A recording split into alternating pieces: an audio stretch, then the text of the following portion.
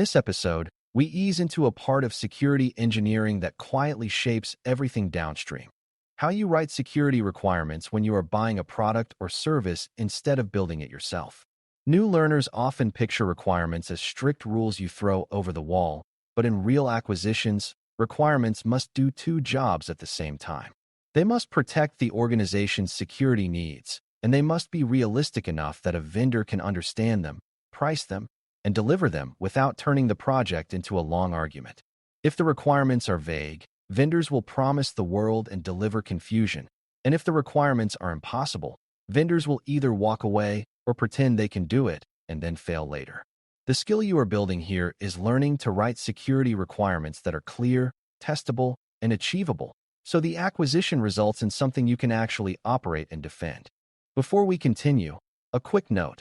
This audio course is a companion to our course companion books. The first book is about the exam and provides detailed information on how to pass it best. The second book is a Kindle-only ebook that contains 1,000 flashcards that can be used on your mobile device or Kindle. Check them both out at cyberauthor.me in the Bare Metal Study Guide series. A good requirement starts with a clear problem statement, even if that problem statement is only implied in the way you write. The organization is not buying security in the abstract. It is buying a system that will handle data, support a mission, and interact with people and other systems. Security requirements should therefore be tied to what the system needs to protect, what could go wrong, and what level of assurance is needed for the context. For a beginner, it helps to separate needs from solutions, because needs describe outcomes and constraints while solutions describe specific products or technical designs.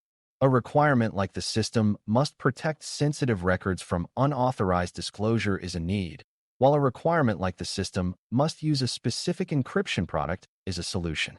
Vendors can meet needs in multiple ways, but they cannot fairly compete when you force one design, and you also risk locking yourself into choices you do not fully understand yet. One of the biggest mistakes in acquisition requirements is writing requirements that sound impressive but cannot be verified. If you say the vendor must provide enterprise-grade security or military-level encryption, those phrases may feel strong, but they do not tell anyone what to build, what to configure, or how to test. A vendor can claim compliance with a vague phrase, and you will have no clean way to prove whether the claim is true when the system arrives. A good requirement is measurable in some way, even if the measurement is a process check rather than a technical metric. For example, requiring that the vendor provide documented security architecture artifacts, a vulnerability disclosure process, and evidence of patch release practices creates something you can check. Verifiable requirements prevent disagreements later because they turn opinions into observable evidence. To keep requirements realistic, you need to understand what vendors typically control and what they do not. A cloud service provider can often control the security of their infrastructure and platform, but the customer controls how identities are managed, how data is classified, and what user behaviors are allowed. A software vendor can deliver secure code and features, but the customer may be responsible for configuration, user provisioning, and ongoing monitoring. If you write requirements that assign responsibilities to the wrong party, the vendor may respond with a proposal that looks compliant, but includes fine print saying the customer must do most of the work. That is not automatically bad, but it must be explicit because hidden shared responsibility leads to gaps. A realistic set of requirements makes ownership clear, so everyone knows which security outcomes the vendor must deliver and which outcomes the organization must deliver. A strong technique for beginners is to think in terms of security capabilities rather than security promises. Capabilities are things the product or service can do that support your policies and risk decisions. Examples of capabilities include producing reliable audit logs, supporting strong authentication options, enabling role-based access control, and allowing data to be encrypted in storage and in transit. These are not implementation steps, but they are concrete enough that a vendor can respond clearly. Capabilities also let you compare vendors fairly, because you can ask each one how they support the capability, what is included, and what is an add-on. When requirements are capability-based, you reduce the chance of buying something that sounds secure but cannot support the controls you need when you actually deploy it. Another key idea is to separate mandatory requirements from desired features, even if you never label them that way in your documents. If everything is written as a must, vendors will either inflate cost, refuse to bid, or claim compliance without meaningful commitment. Realistic acquisition language uses must statements for items that are truly non-negotiable for risk acceptance, and then uses flexible language for items that are preferences or future goals. This does not weaken security. It strengthens it by clarifying what matters most and avoiding a situation where vendors focus on the wrong details to appear compliant. A practical way to decide what is truly mandatory is to ask whether you would accept the system if the item were missing, and if the honest answer is no, then it belongs in the non-negotiable category. Requirements become more achievable when they reflect true priorities rather than wish lists. Security requirements also need to account for the full life cycle of the acquisition, not just the day the system goes live. A product that is secure on day one but cannot be patched safely, cannot be monitored, or cannot be supported under your operational constraints becomes insecure over time. Requirements should include expectations for vulnerability management, patch cadence, end-of-support timelines, and how security updates are communicated. They should also address what happens when the vendor discovers a security flaw, including how quickly they will notify customers and what mitigation guidance they will provide. These items are often easier for vendors to meet than very specific technical controls, because they fit into mature development and support practices. They also have a direct impact on your ability to manage risk after deployment, which is a major concern for any secure system. You should also include requirements that make evaluation and acceptance possible, because a requirement you cannot test is a requirement you cannot enforce. Acceptance criteria can be technical, such as demonstrating that logs include certain fields, or procedural, such as providing a security test report or a penetration testing summary performed by a qualified third party. The important beginner lesson is that acceptance is not only about whether the system works, but whether the security controls work as intended in your environment. Vendors often test in their own lab conditions, so your requirements should reflect that the system must operate securely under the conditions you will actually use, such as your identity provider, your network boundaries, or your data handling rules. This is not about telling the vendor exactly how to build, but about making sure the delivered system can be validated in a way that matches your real risk.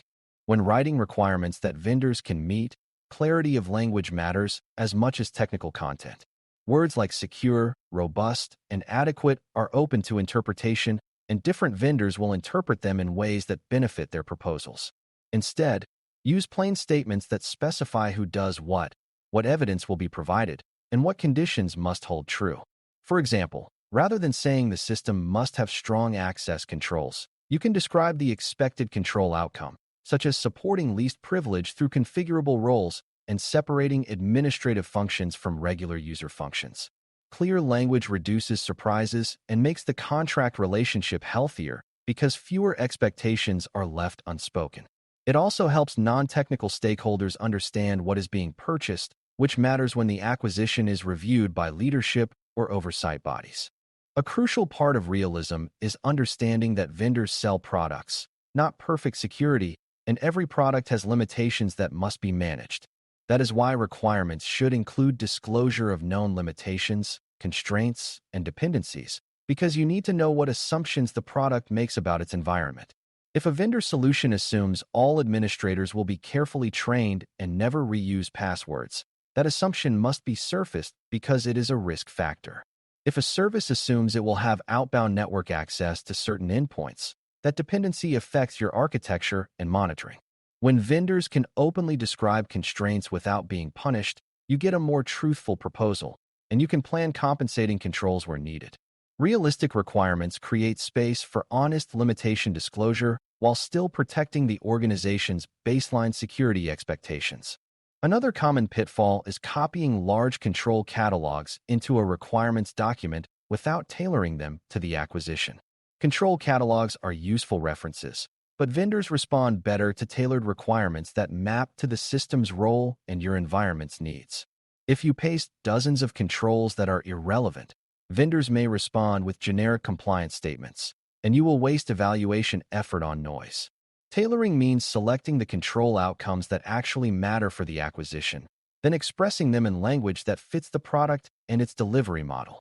For example, A managed service might meet monitoring requirements through their operations center, while a software product might meet them by generating events your monitoring system can ingest. Tailoring keeps the requirement set both stronger and more achievable because it aligns with how the vendor can realistically deliver value. You also need to think about how requirements affect competition, because acquisitions often depend on having multiple vendors able to bid. If requirements accidentally describe one vendor's unique feature set, you may narrow the field and raise cost without improving security. Fair requirements describe what must be achieved, not which brand, platform, or proprietary approach must be used.